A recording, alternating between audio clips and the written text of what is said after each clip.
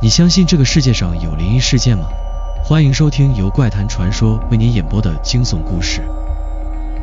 1999年春天的一个周末，阳光明媚，空气清新。张家4口，父亲张涛，母亲李娟和2个孩子，哥哥小雨和妹妹小娜，早早的起床，准备驱车前往位于山间的一个小镇，享受难得的团聚时光。张涛是个勤奋的工程师，平日里忙碌的工作让他几乎没有时间陪伴家人，而李娟则是一位全职家庭主妇，虽然每天在家打理一切，但她总觉得生活缺少点什么，期待一场彻底的放松。车子沿着山路蜿蜒前行，窗外的景色逐渐从繁华的市区转为开阔的田野，再到远处青翠的山峦，空气中的潮湿气息逐渐浓重，让人感到一种无法言说的宁静。但这种宁静在家人间的对话声中开始悄悄地变得有些不对劲。小雨，坐稳点，别老是捣乱，车子都快开不稳了。张涛的声音略带不耐烦，但又不失关切。我又没动。小雨不满地回道，他总是喜欢在车上东张西望，尤其对沿途的风景充满好奇。快看，山顶那片云，像不像鬼脸？小娜突然指着窗外天际的云朵，眨巴着眼睛，眼中有些莫名的兴奋。李娟微笑着看向窗外，乖，别乱说，快看前面，风景好美，我们到了。虽然气氛轻松，张涛心中却不自觉地升起了一丝不安。他明明记得天气预报上并没有显示有阴云，但随着车子行驶越来越深，天色似乎在一点点变暗，阳光渐渐被厚重的云层吞噬，空气也开始变得湿冷，像是有一股无法抗拒的力量在悄悄改变着周围的一切。妈妈，我好像有点冷。小娜拉了拉李娟的衣袖，眼神有些迷茫。你刚才不是说热吗？是不是困了？李娟温柔地看着她的小女儿，嘴角带着微笑，试图让气氛显得轻松一些。不是。小娜轻声道，眼睛不安地扫视着车窗外，她的心里莫名地感到一股不祥的预感。这股预感像是从远处的山中传来，伴随着逐渐变得沉闷的空气，深深地压在她的胸口。小雨似乎也感受到了一些不同寻常的气氛，她不再像之前那样兴奋地与妹妹争论，而是开始低头玩弄着手机，偶尔抬起头来，目光似乎有些飘忽。窗外的景色已经从开阔的田野变成了山间崎岖的道路，山谷中偶尔传来几声不明的回声，像是某种无形的东西在呼唤。这地方有点阴森，为什么我总觉得有人在看着我们？小雨轻声嘀咕了一句。李娟闻言不禁心头一紧，她的目光扫向四周，虽然什么也看不见，但那种感觉却越来越强烈。她笑着对丈夫张涛说，涛，咱们是不是该找个地方休息一下？天气也变得怪怪的。张涛抿了抿嘴唇，看了看表，再走一会就到了。没事的，你们都太敏感了。他说话的语气虽然平静，但他自己也开始有些烦躁。每当车子行驶在山间的蜿蜒道路上，他就有种莫名的焦虑感，仿佛这条路永远没有尽头。在这片未知的土地上，随着他们一路前行，车窗外的景色越来越荒凉，四周似乎没有任何生气，偶尔可以看到1、2座破旧的农舍，散发出腐朽的气息，似乎已经被遗弃了许久。即便是阳光透过云层照射下来，也无法驱散这浓烈的阴霾。小雨低声说，我们是不是应该掉头回去？这个地方好像不太对。这时李娟的手机突然震动了一下，她低头看了一眼屏幕，发现是母亲打来的电话。她接起电话，声音中带着几分忧虑，妈，怎么了？电话那头的母亲声音急促而低沉，娟娟，你们现在在哪里？你们不要再走那条路了，听说那条山路有点邪门，最好绕路走。李娟的心猛地一跳，她感到一股莫名的寒意从背后升起。她试图安慰母亲，妈，别担心，我们没事的，只是去个小镇玩玩，走一会儿就到了。然而她自己心里的不安却越来越浓，记住，一定要小心。电话那头的声音越来越远，仿佛被某种东西吞噬。李娟挂了电话，目光不自觉地扫过车窗外，山间的雾气已经开始聚集，周围的环境变得更加压抑，仿佛一切都不属于这个世界。他忍不住握住了旁边张涛的手，轻声说：涛，我们真的不走回头路吗？这里有点不对劲。张涛皱了皱眉，正欲说话时，车前方的道路突然变得格外狭窄，前方出现了一片密集的树丛，路边的景象似乎被遮蔽得更为彻底。突然，一阵冷风席卷而过，车子似乎猛地颠簸了一下，空气中弥漫着一股令人窒息的潮湿气息。我觉得这里不对了。李娟的声音微微发抖，目光不自觉地落在车窗外的一片阴影之中。就在此时，车子前方的树丛中隐约传来了一声清晰的儿童笑声，短促而清脆，像是从深处传来，带着些许诡异的回响。笑声过后，四周再次陷入了死一般的寂静。张涛的车缓缓穿过那片阴沉的山路，终于在一个偏远的地方停了下来。家人们疲惫但兴奋地从车上下来，打算在这片安静的小镇上休息片刻。这里没有城市的喧嚣，四周被葱郁的树木环绕，空气清新而凉爽，仿佛一切都被笼罩在一种神秘的静谧中。一家人走进了镇上的一家小旅馆，老板是个年迈的老人，看上去有些木讷，但却十分热情地招待他们。张涛和李娟决定让孩子们先休息，他们自己则坐在窗边，打开了旅行时随手拍摄的录像带，准备回忆起那些快乐的瞬间。录像带从家庭的日常开始，镜头中，张涛和李娟带着孩子们在风景区里嬉戏，孩子们跑来跑去，欢声笑语充满了整个画面。李娟用摄像机捕捉下了每一刻的笑容，甚至连空气中的阳光似乎也变得柔和。然而，当录像的镜头慢慢转向风景区的一条小道时，一切开始变得不对劲。你们看，前面是个小女孩。李娟停顿了一下，她突然注意到画面中远处的小道上出现了一个穿着鲜红色衣服的女孩，她大约7、8岁，黑色的长发随风飘动，面色苍白，双眼深陷，看起来异常疲惫和陌生。张涛疑惑地皱起眉头，奇怪，这里怎么会有这么小的孩子？我们在这附近待了这么久，怎么没见过她？录像中的女孩走得很缓慢，几乎是漂浮在地面上，像是步伐轻盈却又无法踏实在地面上。她的身影在树木间若隐若现，看起来与四周的环境格格不入。小雨和小娜都兴奋地指着屏幕，原本欢乐的气氛瞬间被一种无法言喻的不安感所取代。妈妈，她好像在看我们。小娜低声说，目光紧盯着屏幕，脸上写满了疑惑和恐惧。录像里的女孩确实正看着摄像机，眼神空洞，仿佛没有任何情感。她的脸上没有一丝笑容，甚至没有任何生气的表现，只是那双黑洞般的眼睛深深地盯着镜头，直视着观看录像的人，给人一种不寒而栗的感觉。李娟不禁打了个寒颤，那不是我们遇到的孩子吧？张涛深吸一口气，试图安抚妻子，可能只是附近的人家，没什么好担心的。然而，随着录像的播放，事情变得越来越不可思议。当镜头移动到家人走在小道上的画面时，那个小女孩的身影依然出现在最后，仿佛无论大家走得多快，她总是保持着相同的距离，步伐飘忽不定地跟随着他们。李娟的声音突然变得低沉，她怎么一直在我们后面？张涛心中一震，顿时感到一股莫名的寒意从脊背蔓延开来。摄像机记录下的画面中，小女孩的出现越来越频繁，仿佛她一直在隐蔽的地方默默观察着他们。她的身影出现在每一段录制的画面中，而每次镜头捕捉到她时，画面上的温暖阳光似乎变得暗淡，连空气都似乎变得沉重起来。接下来，事情变得更加诡异。当录像中的画面转到张涛和李娟带着孩子们笑着走下小道时，画面突然一阵晃动，几秒钟的模糊后，镜头定格在张涛的脸上。李娟原本以为只是摄像机的抖动，但她却看到了更为惊人的一幕。张涛的嘴巴突然张开，露出了一对锋利的獠牙，那笑容变得僵硬而扭曲，仿佛一瞬间失去了人类的样貌，像是被某种不明的力量操控。李娟的声音几乎没有发出来，心中升起了一股强烈的恐惧感。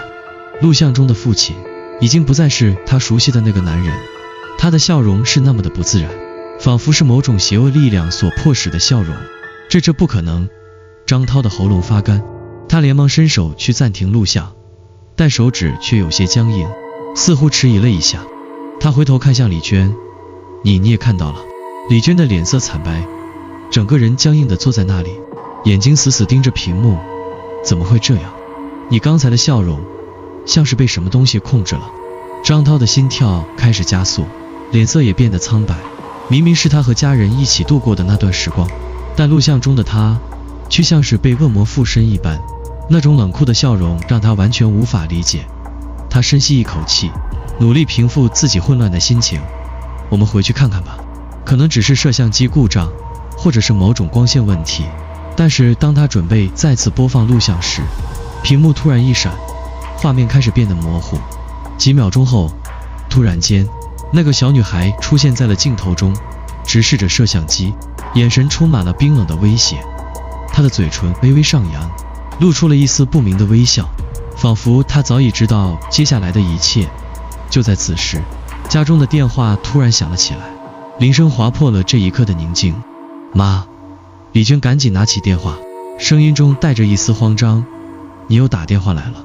电话那头是她母亲急促的声音，娟娟，你们看到那段录像了吗？我告诉过你们，那地方有问题，那个小女孩不是活人，她是山里的恶灵，你们最好马上离开。李娟的心中猛然一沉，原本以为只是迷信的她，此刻再也无法忽视这股从未有过的恐惧。她回头望着张涛，眼中充满了不安。涛，这一切是不是真的有问题？张涛的脸色凝重，眼中闪过一丝惊慌。他愣住了，突然感到一股寒气从脚底升起，像是有什么东西在紧紧盯着他们。李娟的手颤抖着放下电话，目光依然死死地盯着电视屏幕。电话里的母亲话语中的急切与恐惧，让他心中的不安彻底膨胀成了恐惧。他转头看向张涛，脸色苍白，声音低哑。涛，刚才你看到的那个笑容，真的是你吗？张涛的眼睛眨了，显然被这个问题困住了。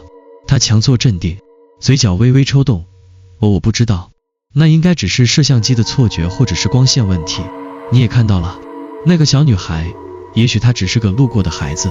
他尽力用理性去解释，但他内心深处的恐惧却开始蔓延，像是被无形的手指在挤压。然而，正当他们努力自我安慰时，家中的气氛却变得越来越异样。外面的风声渐渐变大，窗户时不时发出叮叮咚咚的响声，像是有什么东西在外面轻轻撞击。而那段录像中的影像仍旧不停地在李娟脑海里循环播放。每当她闭上眼睛，那个小女孩的空洞双眼便立刻浮现在她的眼前，冰冷而无情。小雨和小娜已经不再像之前那样兴奋，小雨把玩着手机，却偶尔抬头看向屋内的每个角落，眼神充满了焦虑。爸妈，我去外面透透气。她站起身来，拉着妹妹准备走出房间。不行，你们都待在这里，别乱跑。李娟猛地站起，语气急切。她突然意识到，外面的世界变得那么陌生，仿佛所有的一切都不再如她记忆中的那般简单。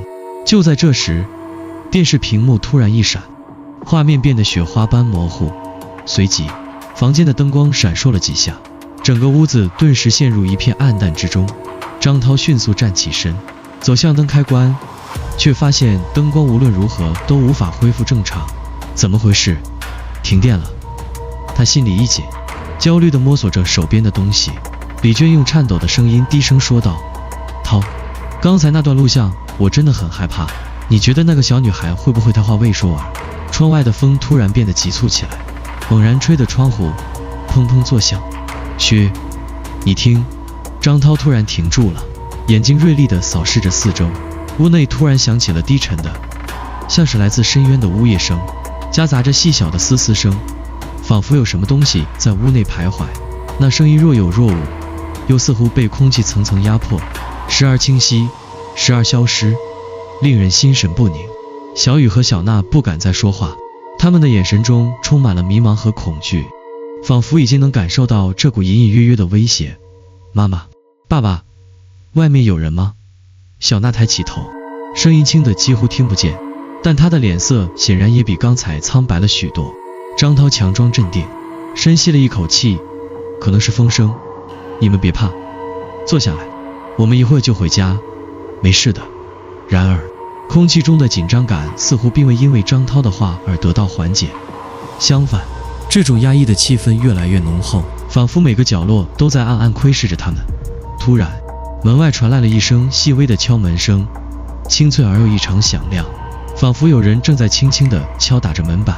那声音透过厚重的木门传了进来，沉重而急促。张涛几乎是瞬间跑到门口，心脏猛地跳动了一下。站在门外的人是谁？他的手在门把手上停了一瞬，却又迟疑了。他回头看了看李娟和孩子们，犹豫了几秒，终于开口：“我去看看。”涛，不要开门。李娟的声音在恐惧中变得尖锐：“我不想看到任何人，不要开门。”但张涛没有停下，他坚定地握住了门把手，冷静地转动，门在一声低沉的响声中打开。可是门外的景象却让他彻底呆住。门外站着的并不是任何人，而是那个小女孩。她站在那里，穿着鲜红的衣服，头发凌乱，面色苍白的几乎没有血色，那双深陷的眼睛紧紧盯着张涛，冷冷地注视着他，仿佛在透过他看向远方。张涛猛地退后几步，目瞪口呆地望着眼前的女孩，心跳急剧加速，嘴唇开始发干。他的眼神中没有一丝感情，甚至没有任何人类的气息。那种冰冷、空洞的眼神，像是来自另一个世界的存在，直接压迫在他的胸口，令他几乎无法喘息。你是谁？张涛的声音变得低沉而颤抖，他甚至连话都说不清楚。小女孩没有回答，只是伸出一只苍白的小手，缓缓地指向他身后。张涛不由得回头，心中泛起一种极度的不安。就在他转身的一瞬间，他发现李娟和孩子们的眼神已经变得不对劲。李娟站在角落里，双眼空洞，嘴角微微上扬，笑容变得僵硬而扭曲，正如录像中的那一幕。她的笑容没有温度，没有情感，只是像一个被操控的傀儡，露出了一种异常的笑意。张涛的心几乎要停止跳动，他忍不住后退几步，声音哽咽：“你怎么了？”李娟缓缓开口，声音变得沙哑：“你看到了吗？你也看到了吧？他已经带走了我们。”他的笑容变得更加扭曲，仿佛一切已经不再属于他。张涛感到一阵天旋地转，他的心跳几乎要冲破胸膛，眼前的景象像是突然崩塌的梦魇，变得异常模糊。那个小女孩，那个他在录像中见到的陌生身影，竟然已经渗透到了他的现实生活中。你们不会有机会逃脱的，小女孩轻轻说道，她的声音像是冰冷的风，穿透了每个人的心脏。张涛的心脏几乎要跳出胸口，他眼前的景象仿佛一场硬梦，他无法相信，那个穿着红衣的小女孩竟然出现在了他们眼前，眼神冰冷、空洞，像是从深渊中爬出来的幽灵。更让他无法接受的是，李娟和孩子们也已经变得异样，妻子的笑容越来越扭曲，眼神逐渐变得陌生，仿佛她已经不再是他熟悉的那个女人。张涛的脑海中一片混乱，内心涌动着无法言喻的恐惧。他试图挽回控制，但每当他看向小女孩那冰冷的眼神，内心的恐惧就像冰冷的水流一样迅速蔓延开来，吞噬了他的理智。李娟，孩子们，醒醒！他声音沙哑地喊道，伸手去抓住李娟的肩膀，试图让她恢复正常。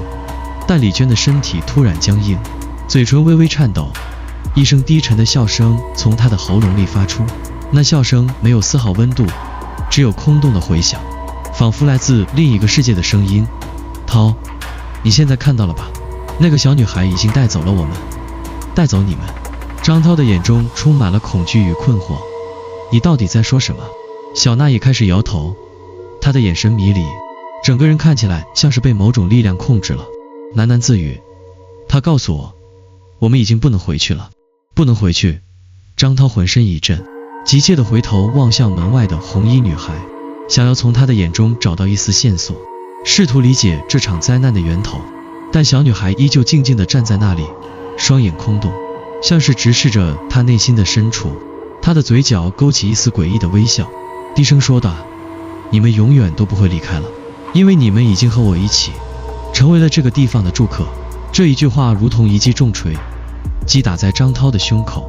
随着小女孩的声音，突然间，整个房间的温度开始骤降，冷气迅速弥漫，窗户上开始结霜，空气中弥漫着一股刺骨的寒意。张涛的头脑一片空白，脑海中仿佛传来一个声音，不停地回响。他早已知道一切，这一切都是注定的。涛丽娟的声音低沉而缓慢，她的眼睛死死盯着张涛，眼神变得冷漠，仿佛不再是他自己。你已经明白了吧？我们不是活人，早就已经死了。你在说什么？张涛的声音颤抖不已，他不敢相信妻子竟然会说出这种话。我们死了。涛，李娟的笑容变得更加诡异。你知道的，那个视频中你看到的笑容，并不是你，而是他。他早就不再是你认识的父亲了。张涛的心一阵剧痛，眼前的一切变得模糊不清。他忽然意识到，自己从来没有真正逃脱过那场车祸。从录像带中的父亲面容的变化，到现在发生的这一切，所有的细节似乎都在暗示着一个无可避免的真相：他们已经死了。他茫然地后退，身体不停地发抖，回头望向窗外的山林，脑海中浮现出几天前的画面，那场车祸的惨烈、鲜血、喧嚣，但一切已经过去。那时的一切仿佛只是一个无法摆脱的梦境。他们已经死了。你们到底是谁？为什么要这样对我们？张涛终于忍不住问出声，他的声音中充满了不甘与恐惧。我们是这片山林的住客。小女孩缓缓走向他，每一步都似乎踩在张涛的心脏上。你们是因为那场车祸而来到这里的，像所有迷失的人一样，你们的灵魂无法回归，只能被困在这片被遗忘的土地上。小女孩的声音逐渐变得模糊，像是从遥远的深处传来，她的身影逐渐模糊成一团黑色的烟雾，消散在空气中。张涛猛地想伸手去抓住她，却什么也抓不到。我不相信！张涛大声喊道。他感到整个世界开始翻转，仿佛整个人都被拉入了无尽的深渊。突然间，房间的所有灯光一起熄灭，黑暗席卷而来，张涛几乎看不见任何东西，四周的空气变得沉重、压迫，仿佛被什么无形的力量扭曲着。他感觉到自己的双脚被拉扯，整个人似乎正在朝着某个方向不断下沉。涛，记住，所有的事都已经注定。李娟的声音从黑暗中传来，她的声音在张涛耳边回响，带着一种无法言喻的冷意。你无法逃脱，也无法回头，这里才是你们的归宿。张涛猛地睁开眼睛，终于意识到自己不再是那个活生生的男人。他看着自己的双手，它们变得透明，逐渐消散，仿佛整个身体正慢慢消失在这片死寂的黑暗中。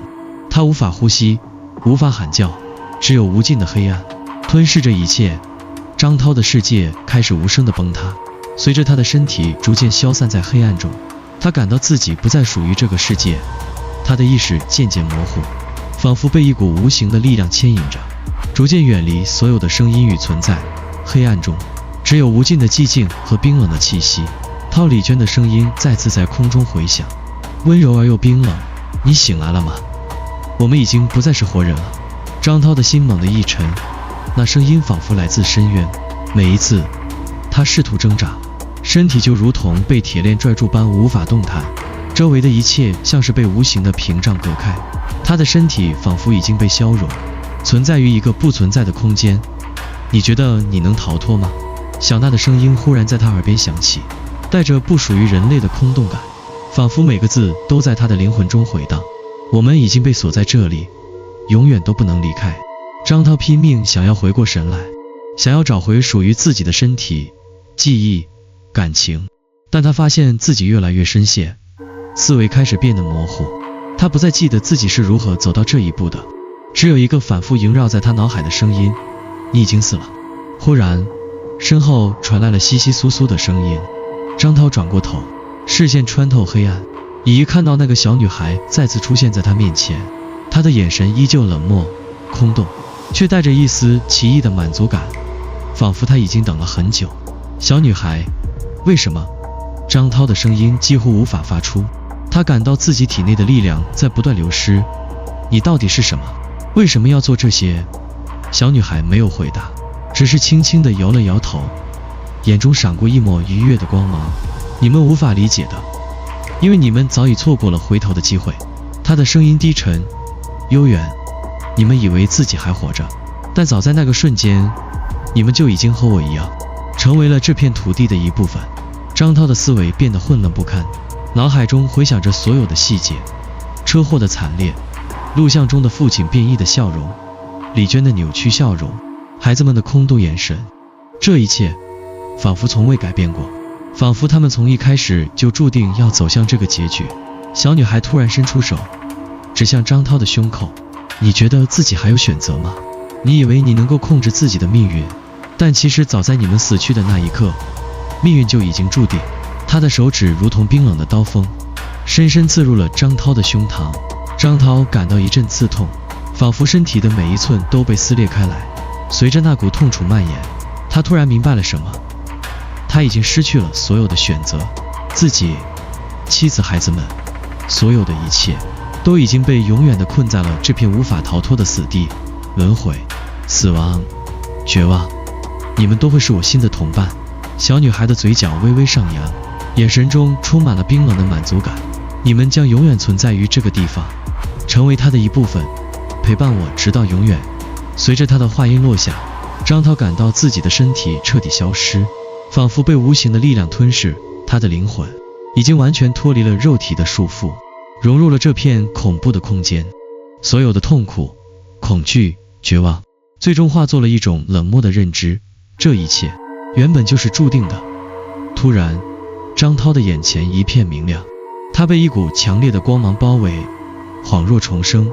然而，那个熟悉的画面却让他愣住了。他站在了大坑的山路上，周围的景色与那段录像中的画面几乎一模一样。他的心中闪过一丝不安。那段录像，那些曾经出现过的恐怖细节，仿佛一切都在重复。他试图回头，却发现妻子和孩子们已经站在了他身后，面色苍白，眼神空洞，笑容变得僵硬而扭曲。这一切再次开始了。涛，你记得我们吗？李军的声音冷冷地响起，他的目光穿透张涛的内心。你已经失去了一切，已经无法逃脱。他的眼神逐渐变得空洞，仿佛不再是李娟，而是那个曾经出现在录像中的怪异形象。张涛猛地睁开眼睛，发现自己已经回到了现实的房间，依然是那个熟悉的客厅，依然是那个录像带在播放。可是他的心脏却不再平静，恐惧已经深深扎根在他的心中。怎么回事？他低声喃喃，眼中充满了迷茫。视频画面中的小女孩再一次出现在画面里，冷冷地望着他，嘴角微微上扬。他转身看向妻子和孩子们，他们依旧坐在沙发上，静静地看着屏幕，但脸上却没有一丝表情。那一刻，他突然意识到，这一切根本没有结束，甚至还未开始。这段录像，这个梦魇，已经成为他们无法逃脱的命运。张涛的双手开始颤抖，屏幕上，小女孩的笑容愈发邪恶，她的眼神如同深渊一般，吞噬着她所有的理智。房间内的空气异常沉闷，仿佛每一寸空间都充满了无形的压力，压得她几乎无法呼吸。她转身看向身后的李娟和孩子们，但他们依旧坐在沙发上，眼睛死死盯着电视屏幕，面容空洞，仿佛早已失去了灵魂。张涛感觉自己快要疯了，这一切仿佛一场噩梦，而他每次试图醒来，都发现自己还是回到了同一个地方，那个曾经的家，那个无解的死循环。他迈步向前，走到电视机前，试图停掉播放的录像，但电视机屏幕突然闪烁，发出刺耳的噪音。张涛的手指触碰到遥控器时，电视却像被无形的力量控制，无法关掉。你以为可以控制这一切吗？小女孩的声音从屏幕中传来，冷冷的笑声充斥着整个房间。你逃不掉的，涛。你也知道。张涛的身体一僵，他的脑海瞬间回想起一切，那场车祸，录像中的异象，妻子和孩子们渐渐变得陌生的面孔。这一切无论他如何努力，都无法逃脱。他的心脏剧烈跳动，似乎每一次跳动都在提醒他，他早已无法从这一切中逃脱。你已经死了。小女孩的声音再次响起，她出现在电视屏幕上，身影逐渐从静止到活动，像是要从屏幕中走出来。你已经错过了最后的机会，涛。你们每个人的灵魂都已经被束缚在这片土地上，无论你如何挣扎，都无法逃脱这个循环。张涛的双眼逐渐失去焦点，他感到一股深深的绝望压迫着他的胸口，他开始失去对时间的感知，仿佛他身处在一个永无止境的轮回之中，每一次想要逃离都是徒劳无功的，最后他总是回到同一个起点。你说过你会保护我们。李娟突然开口，她的声音平静淡然，却带着一种不容抗拒的冷酷。你说过哪怕天崩地裂你也会保护我们。可是涛，怎么到头来你反而成为了我们无法逃脱的囚徒？张涛猛地转身，面露惊恐，他的眼中充满了不解与愧疚。李娟的话让他无比震惊，但更让他感到无法承受的是，妻子的话中有一种预示，仿佛一切都早已注定。她并不再是他熟悉的那个温柔的女人，而是某种他无法理解的存在。你做了什么？为什么你变成了这样？张涛声音沙哑，眼中充满了恐惧和自责。我从未离开过。李娟站起身，缓缓走向他，眼神冰冷，步伐沉稳，仿佛并非人类。我们都没有离开，我们的灵魂早就被这片土地收割。你看不见的是，因为你从未认清过真实的自己。你以为你活着，但你不过是我的一部分。张涛的眼前一片模糊，他意识到所有的记忆，所有的情感似乎都被这个地方吞噬了。他的妻子、孩子，甚至自己都不过是这个恶性循环中的一部分，无法脱身。他感到自己的灵魂开始沉沦，被无形的锁链紧紧束缚。可是我们不是已经死了吗？张涛失声问道，声音中充满了无力。我们还在这里，不是活着，而是死去的一部分。你终于明白了，涛。李娟的眼神变得空洞，嘴角微微勾起一抹冰冷的笑容。我们都在这一刻重新活了过来，活在无尽的时间漩涡中。你以为你能逃脱吗？你错了，这一切从一开始就注定了。你、我、孩子们，我们每个人都被困在这里，无法挣脱。突然，张涛的心脏剧烈的跳动，脑海中涌现出一幅幅模糊的画面。那段录像带，车祸的惨状，妻子孩子逐渐陌生的面孔。他终于意识到，这一切的背后隐藏着他无法理解的恐怖真相。他们都已经死去，死于车祸，死于那场无法改变的命运。而现在，他们的灵魂被困在了这个无解的轮回中，永远无法逃脱。他猛地抓住头发，试图摆脱这无尽的回忆与恐惧，但心脏的跳动越来越急促，空气越来越沉重，似乎整个世界都在压迫着他。他感到自己正被一股强大的力量推向一个黑暗的深渊，无论他如何努力，都无法抗拒。你已经明白了，涛。小女孩的身影再次出现在他眼前，轻声说道，你逃不掉的，你和我们一样，已经成为了这个地方的一部分，永远不会离开。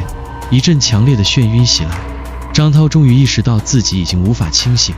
他闭上眼，感到自己的身体越来越轻，灵魂逐渐飘离。他不再挣扎，因为他明白，这一切从一开始就没有办法改变。他、李娟、孩子们，所有的一切都是被命运牢牢缠绕的永恒囚徒。轮回并不会结束，它只是另一个开始。随着黑暗的笼罩，张涛的意识彻底消失在这片诡异的空间中，而他身后红衣小女孩的身影再次在黑暗中消失，仿佛在等待下一个灵魂的到来。张涛睁开眼的那一瞬间，世界依旧是无尽的黑暗，空气中的沉闷感愈发浓烈。他意识到自己仿佛又回到了那种无法摆脱的恐怖深渊，身边没有任何声音，周围的一切都如死寂般寂静，仿佛世界已经停止转动。但就在这时，一道微弱的光芒突然从远处渗透进来，像是破碎的希望，刺破了这无边的黑暗。张涛艰难地移动自己的脚步，朝着那道光走去，每一步都如同踩在沉重的铁板上。他几乎无法忍受身体的沉重和内心的绝望。渐渐的，光芒越来越强，照亮了他前方的景象，竟是一个巨大的镜子。镜子中的他，依旧是那个曾经的张涛，面色苍白，眼神空洞。镜中的他看起来与现实中的自己没有太多区别，但那种深邃的眼神却仿佛不属于他，像是另一个他，一个他从未见过的自己。张涛缓缓走进镜子，脑海中响起一阵低沉的回声，那声音与小女孩的声音重合。你以为你活着？涛。他不由自主地伸出手，触碰到镜面，感受到一股冰冷的波动。突然，镜中的自己微微一笑，眼神中满是莫名的愉悦。你终于明白了，涛，你一直在逃避的，正是你无法承受的真相。张涛浑身一震，突然明白了什么。他拼命后退，试图摆脱这面镜子，却发现自己无法动弹，仿佛被某种力量禁锢住了。镜中的自己开始慢慢地变得模糊，像是开始流动、扭曲，最终竟然完全消失了。这时，那个小女孩的身影再次出现在他面前，淡淡的笑容依旧挂在她那苍白的面庞上，她的双眼空洞，似乎没有任何情感。你终于看清了，小女孩的声音在空中回荡。你从一开始就已经注定要走向这个结局。张涛的心跳急剧加速，身体开始不受控制的颤抖。他强忍着恐惧问道：什么结局？为什么我们都无法逃脱？因为你们的灵魂已经被这片土地吞噬。小女孩缓缓走向他，脚步轻盈而诡异。她停在张涛面前，眼神冰冷。这片山林，这片死地，早就把你们锁在了这里，无法离开。你们所谓的活着，不过是梦境中的一部分罢了。张涛的眼中涌现出深深的绝望。他曾经相信自己可以逃离，能够找到一种出路，但现在他明白了，所有的挣扎，所有的努力，都只是他与命运博弈中的幻象。可是为什么是我们？张涛喃喃自语，为什么要让我们成为这一切的一部分？小女孩静静地凝视着他，眼神中没有丝毫怜悯，只剩下冰冷与无情。因为你们选择了不该选择的道路，选择了进入这片森林，选择了不该触碰的秘密。你们的死，早在车祸发生的那一刻，已经注定。所有人都在死去之后，成为了这片土地的囚徒。他缓缓扬起手，指向张涛的心脏。你们不再是人类，而是这片土地上的一部分，永远不能离开。张涛听着他的声音，仿佛进入了无尽的梦魇。他试图睁开眼，试图挣扎，想要逃离这个无尽的循环，但却感到一股巨大的力量把他压倒，让他无法动弹。小女孩，你到底是什么？张涛终于问出了心中最深的恐惧，他的声音充满了哀求。你是鬼魂吗？你是某种恶灵吗？小女孩没有回答，只是静静地看着他，嘴角勾起一抹冷笑。她慢慢地消失在空气中，最终留下一句低沉的回声：你早已没有选择。随着他的话音落下，张涛猛地睁开眼，眼前一片模糊。当他恢复视力时，眼前的景象却让他心脏几乎停止跳动。他又回到了那个熟悉的房间，家里的一切都如同他曾经见过的那样。李娟和孩子们依旧坐在沙发上，眼神空洞，面容呆滞，仿佛他们依然没有意识到发生了什么。这时，张涛突然意识到，自己并没有从梦境中醒来，自己依旧被困在那个死亡的漩涡中，无法逃脱。他猛地转头看向门口，突然间，他听见了一个熟悉的声音，是自己父亲的声音：涛，快来，别再回头了。父亲的声音从门外传来，语气中带着焦急和无奈。张涛愣住了，他知道这并不可能是父亲的声音，父亲早已在车祸中丧命，怎么可能会出现在这里？他环顾四周，所有的景象都开始变得扭曲，房间的四面墙突然开始裂开，仿佛整个世界都在崩塌。你们死了，你们都死了。张涛的声音变得沙哑，满是绝望。他再也无法抑制内心的恐惧，崩溃地跪倒在地，低声呜咽：你再也没有机会逃离。小女孩的声音再次在空中回荡，带着无尽的冷漠和嘲弄。随着她的声音响起，张涛终于明白，这一切不是梦，也不是幻觉。他和家人早在车祸中就已经死去，他们的灵魂被这片诡异的土地牢牢锁住。无法离开。无论他如何挣扎，如何努力，命运已经给了他们一个无法逃脱的结局。这是一个永无止境的轮回，死亡的序曲。张涛的意识开始逐渐消失，他感到自己的灵魂再次被吞噬，最后他的视线完全模糊，世界变得空白，只有那个红衣小女孩的笑容在黑暗中永远回荡。